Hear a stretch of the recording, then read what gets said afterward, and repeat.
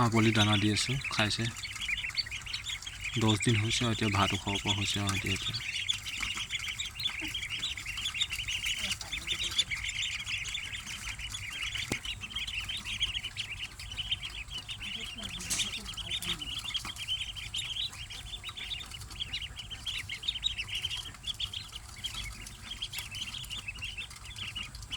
ভাত আৰু দানা মিক্স কৰি দিয়া হৈছে।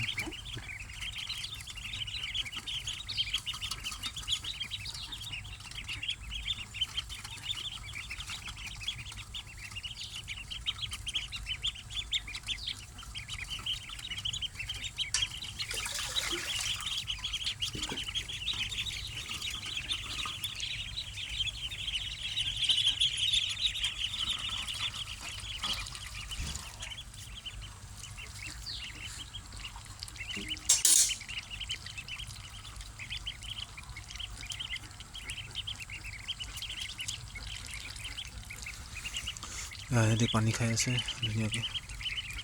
পানীটো এনেকৈ খাবলৈ দিয়া হয়, সৰু পোৱালি যে মেলি দিয়া নহয় পানীত, এনেকৈ অলপ অলপ পানী দিয়া হয়।